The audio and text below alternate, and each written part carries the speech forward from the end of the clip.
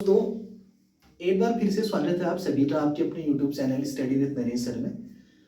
तो आज जो है हम जो क्लास 12th में नाभिक यानी न्यूक्लियस जो चैप्टर है उस चैप्टर की से रिलेटेड जो क्वेश्चंस हैं उस क्वेश्चनों के ऊपर डिस्कस करेंगे। उसमें से एक प्रश्न है जो हमें लिया है यहाँ पे आज। सरल सा प्रश्न है, थोड़ा सा दिमाग लगाने पर ही आप लोगों के समझ में आ सकते हैं। तो प्रश्न है यूरेनियम के एक खंड के विखंडन में 1.0 ग्राम द्रव्यमान का क्षय हो जाता है तो उससे कितने किलोवाट घंटा ऊर्जा प्राप्त हो सकती है। कितने किलोवाट घंटा ऊर्जा प्राप्त हो सकती है। तो दोस्तों जो ऊर्जा होती है ना, ऊर्जा सबसे पहले उसके बारे में समझना है।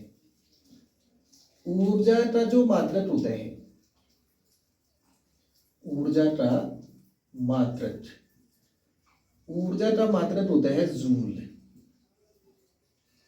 ऊर्जा का मात्रक क्या होता है? जूल। तो इसको यहां से शुरू करने हैं कि ऊर्जा का मात्रक क्या होते हैं? जूल होते हैं। और जूल बराबर क्या होता है? जूल बराबर होता है वाट सेकेंड। जूल को और क्या लिखते हैं? जूल बराबर होता है वाट सेकेंड। जूल बराबर क्या होता है? वाट सेकेंड। वाट सेकेंड अगर जो मतलब हमारा आंसर आएगा, ऊर्जा अगर जूल में आती है तो उस जूल को मैं वाट सेकेंड लिख सकता हूं, इसमें कोई दिक्कत नहीं है। तो यहां से प्रश्न को बनाते हैं। तो शुरू करते हैं। प्रश्न क्या है? हमारे पास द्रव्यमान की स्थिति है जिसको हम बोलते हैं द्रव्यमान स्थिति। द्रव्यमान स्थिति को फिजिक्स की भाषा में डेल्टा एम बोलते हैं। द्रव्यमान स्थिति को डेल्टा एम बोलते हैं और डेल्टा एम बराबर है 1.0 ग्राम। 1.0 ग्राम जो है हमारे पास द्रव्यमान की स्थिति है।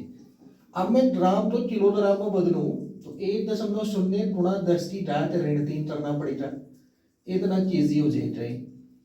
ठीक है, जब ग्राम को किलोग्राम में बदलते हैं तो 10 की पावर -3 से उसको मल्टीप्लाई कर देते हैं। और आप लोग क्लास 12th में है तो ये आसानी से समझ में भी आ जाएगा कि ग्राम को किलोग्राम में कैसे बदलते हैं। एक चीज तो ये है। दूसरी बात ये है कि जो प्रकाश की चाल है,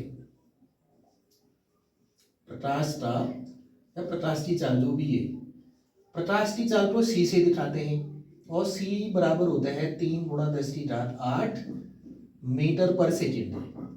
सी बराबर क्या होता है? प्रकाश की चाल 3 गुणा 10 की घात 8 मीटर पर सेकेंड। ठीक है, यहां पर तक की बात। अब यहां से कहानी को थोड़ा आगे बढ़ाते हैं। हम लगाते हैं आइंस्टीन, चूंकि आइंस्टीन के द्रव्यमान ऊर्जा समीकरण से, आइंस्टीन का जो द्रव्यमान ऊर्जा समीकरण है वो है डेल्टा ई बराबर डेल्टा एम और साथ में सी स्क्वायर। डेल्टा ई बराबर डेल्टा एम सी स्क्वायर। ये आइंस्टीन का द्रव्यमान ऊर्जा समीकरण है, जैसा आप सभी को पता होता।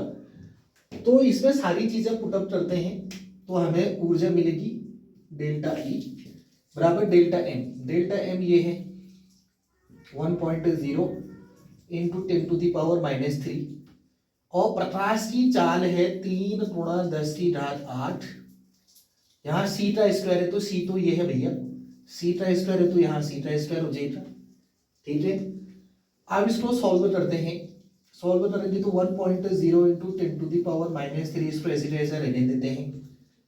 3 का जो स्क्वायर होता है, 3 का जो वर्ग होता है वो 9 होता है, गुणा 10 की घात 8 है, 8 और 2 गुणा हो जाएगा, 8 दूना 16, ये बन जाएगा 10 की घात 16।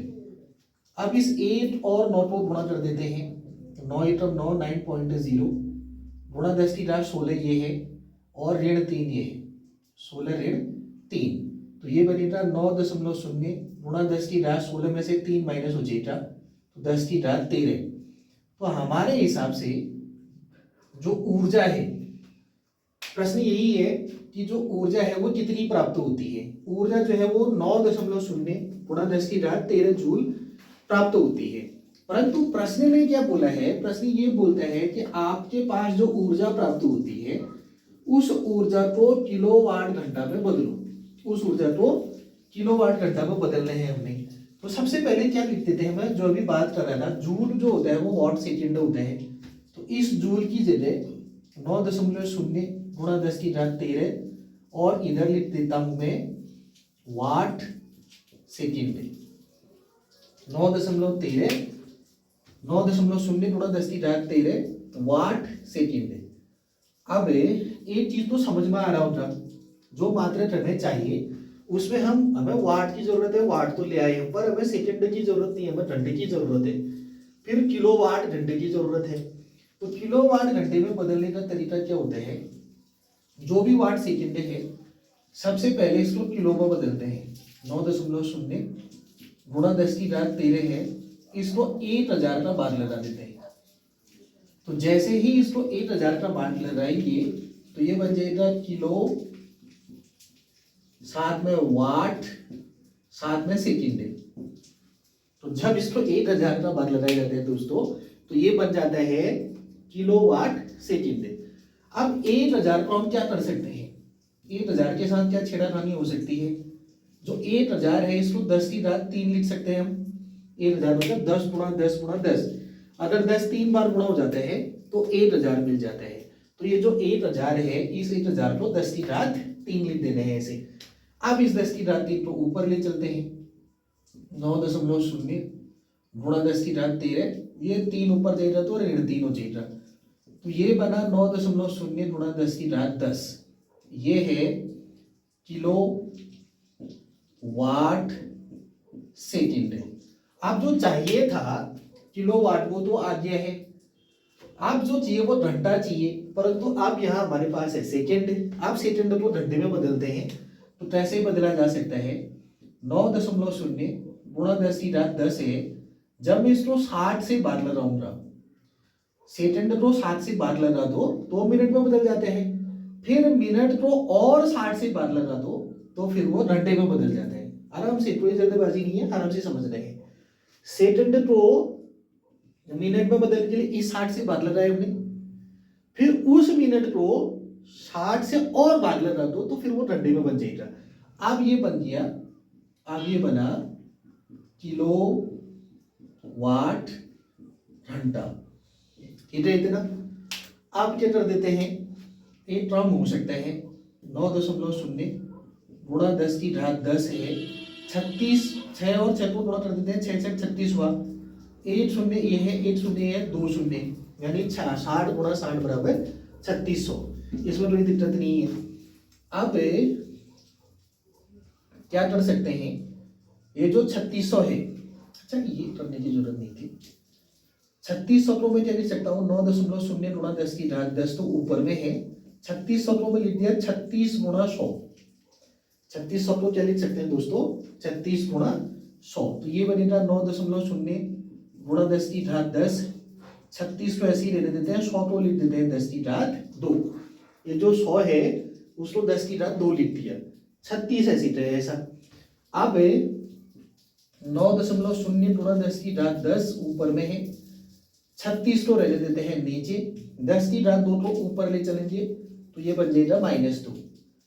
आप क्या करो, 9 के बट्टे में लिख देते हैं 36, क्योंकि 9 ही है, 9.09 होता है, गुणा 10 में से 2 माइनस हो जाएगा 8, इतना हुआ। अब इसे सॉल्व करते हैं तो 9 एकम 9, 9 चौको 36, तो ये बना 1/4 गुणा 10⁻8। तो दोस्तों 4 का भाग 1 में लगा देते हैं, 4 का भाग जैसे ही 1 में लगे गए 0.25 आएगा और इधर हो जाएगा 10⁻8 ऐसे।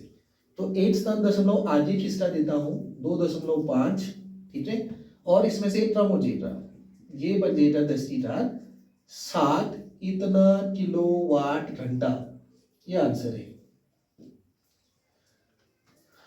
तो दोस्तों ये एक सरल सा प्रश्न था नाभिक से रिलेटेड, जिसको हमने किलोवाट घंटे में बदला है।